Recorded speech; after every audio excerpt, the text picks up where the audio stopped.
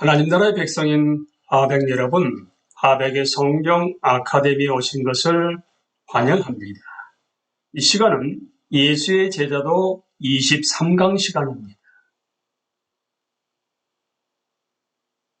제임스 데이비슨 헌터가 기독교는 세상을 어떻게 변화시키는가라는 책을 출판했습니다. 거기에 있는 내용을 함께 나누도록 하겠습니다. 하나님의 백성은 개인적, 집단적으로 자신들의 모든 삶 속에서 하나님의 구속 사역을 표현하라는 부르심을 받았습니다. 이런 시대에, 우리 시대에 이런 부르심에 대한 도전은 거대합니다. 하지만 그동안 이런 도전을 이해하고 또 이런 때를 위해서 교회와 교인들을 훈련시키는 사명에 적절한 형성의 비전을 제공해주는 지도자들이 없었다는 안타까운 사실을 토로하고 있습니다. 형성의 비전이에요. 이 비전 오브 포메이션. 시대의 본질을 잘못 읽고서 너무 많은 에너지와 자원들을 정치에 집중함으로써 지도력을 장악한 사람들이 부차적인 문제들과 잘못된 해법들의 관심을 고정시켰다는 것입니다. 결과적으로 기독교 평신도들을 온전한 기독교인이 되도록 훈련시키지 않음으로써 그들은 자신의 실패를 자신들이 지도하는 사람들에게 전가시키고 말았다는 것입니다.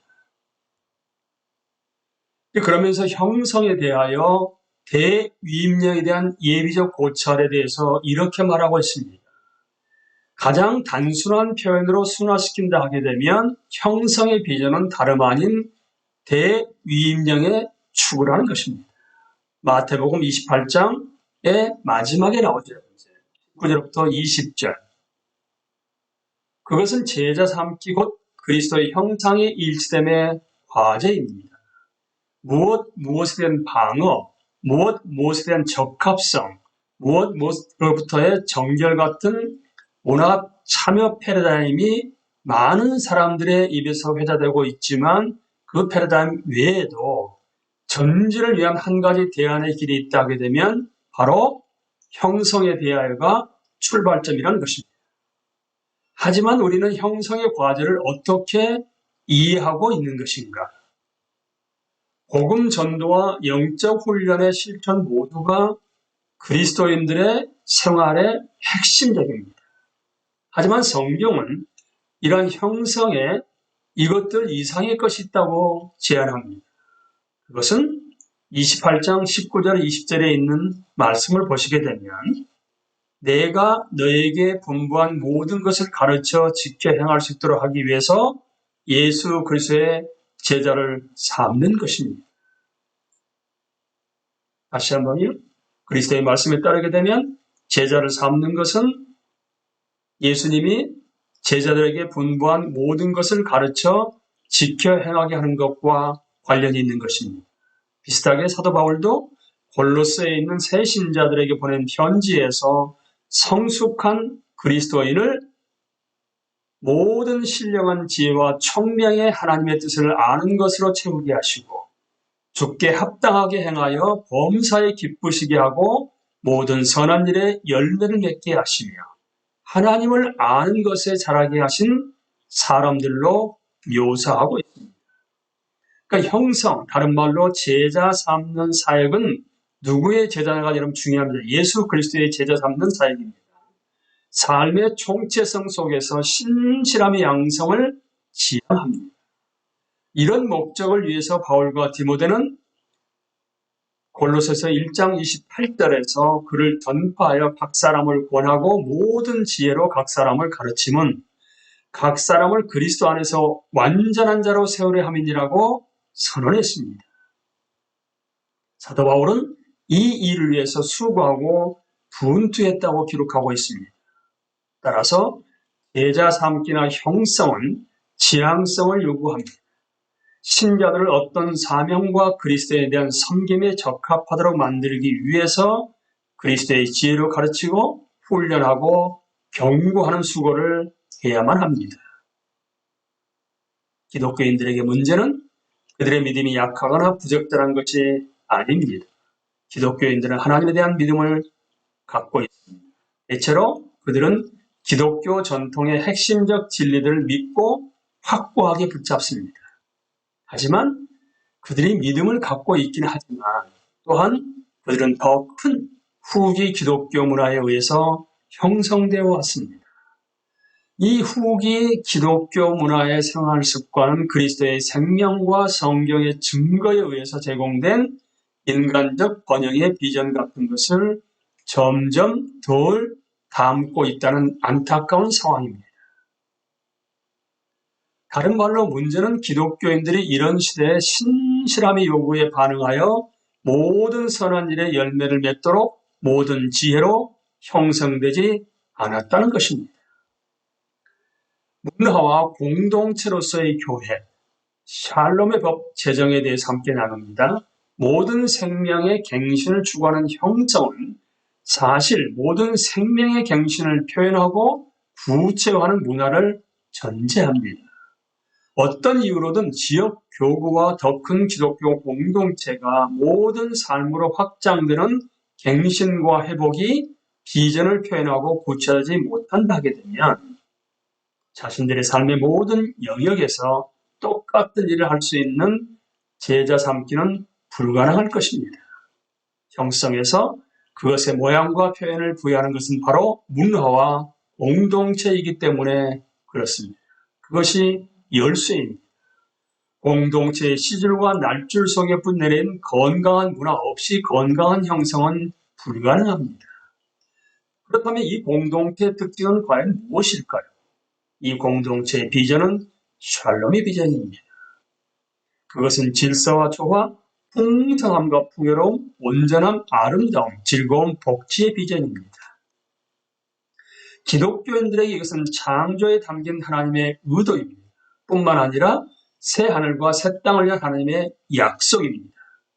이런 관점에서 성경 전체의 내러티브 서사들은 하나님이 의도하셨고 언젠가 그분이 회복하실 샬롬을 중심으로 합니다.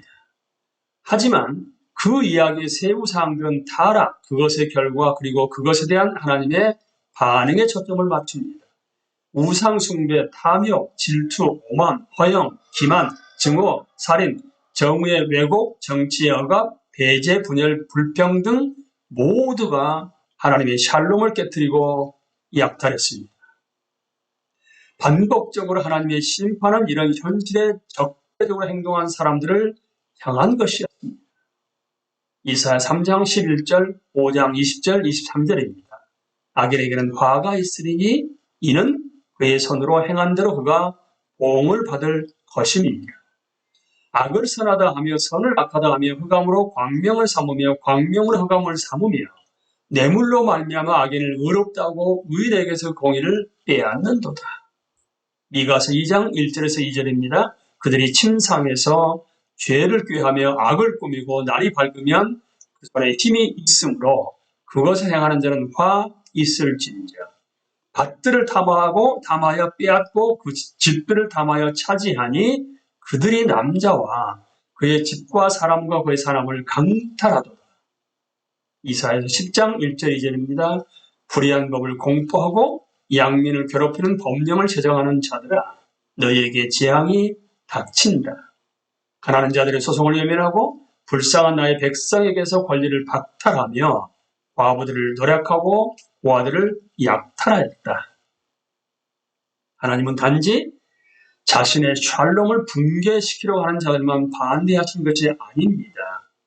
그것의 희생자들을 보호하시는 일에도 적극적이십니다. 시편 17절 18절입니다. 여호와여 주는 겸손한 자의 소원을 들으셨사오니 그들의 마음을 준비하시며 귀를 기울여 들으시고 와 압제당하는 자를 위하여 심판하사 세상에 속한 자가 다시는 위협하지 못하게 하시리이다. 시편 9편 9절입니다. 여호와는 압제를 당하는 자의 요새이시요 환난 때의 요새이시로다. 시편 12편 5절입니다. 여호와의 말씀에 가련한 자의 눌림과 공평한 자들의 탄식으로 말미암아 내가 이제 일어나 그를 그가 원하는 안전한 지대에 두리라 하시도다. 이사야 19장 20절입니다. 이것이 애굽 땅에서 만군의 여호와를 위하여 징조와 증거가 되리니 이는 그들이 그 압박하는 자들로 말미암아 여호와께 부르짖겠고 여호와께서는 그들에게 한 구원자이자 보호자를 보내사 그들을 건지실 것입니다. 가난한 자, 고아, 과부, 이방인의 권리를 제시한 성경의 율법 속에는 그들을 보호해 줄 사람이 없다는 사실이 내포되어 있습니다. 그들에게는 자신들을 위해 중재해 줄 친척들이 없기 때문에 율법이 이 문제에 관여합니다. 보증인은 하나님이십니다. 이런 목적을 위해 하나님은 자기 백성의 샬롬을 이룩하는데 자신과 협력하도록 부르신 것입니다. 시편 82편 3절입니다. 가난한 자와 고아를 위하여 판단하며 곤란한 자와 빈궁한 자에게 공의를 베풀지며 이사야 1장 16절 17절입니다. 너희는 스스로 씻으며 스스로 깨끗하게 하여 내 목전에 너희 악한 행실을 버리며 행악을 그치고 선행을 배우며 정의를 구하며 학대받는 자를 도와주며 고아를 위하여 신원하며 과부를 위하여 변호하라 하셨느니라. 예레미야 7장 5절에서 7절입니다. 너희가 만일 길과 행위를 참으로 바르게 하여 이웃들 사이에 정의를 행하며 이방인과 고아와 과부를 압제하지 아니하며 무죄한 자의 피를 이곳에서 흘리지 아니하며 다른 신들 뒤를 따라 화를 자초하지 아니하면 내가 너희를 이곳에 살게 하리니 곧 너희 조상에게 영원 무궁토록 준 땅이니라. 미가서 6장 8절에서는 사람아 주께서 선한 것이 무엇임을 내게 보이셨나니 여호와께서 내게 구하시는 것은 오직 정의를 행하며 인자를 사랑하며 겸손하게 내 하나님과 함께 하는 것이 아니니라. 죄인을 용서하고 배고픈 자를 먹이고 병들고 아픈 자를 치료하고 죽은 자를 살리고 소외된 자를 사랑하며 곤경에 처한 모든 사람을 돌봄으로써 샬롬의 모범을 보이실 뿐 아니라 사도 바울이 쓴 것처럼 우리의 샬롬이 되시기 위해서 역사상 가장 역동적인 사건에서 하나님은 그리스도 안에서 사람이 되셨습니다. 성육신을 하신 것이지. 하나님 나라, 그러니까 하나님의 샬롬이 가까이 왔습니다. 에베소서 2장 14절 그리스도는 우리의 평화이십니다. 평화가 여러분 샬롬입니다. 그리스도께서는 유대 사람과 이방 사람이 양쪽으로 갈라져 있는 것을 하나로 만드신 분이십니다. 그분은 유대 사람과 이방 사람 사이를 가르는 담을 자기 몸으로 허무셔서 원수된 것을 없애셨습니다. 그래서 하나님이 새 하늘과 새 땅을 이루하실 때까지 그분은 신자들, 그러니까 개인들과 공동체들이 그리스도께 순종하고 자신들의 삶의 모든 영역에서 하나님의 샬롬을 실천하도록 부르십니다.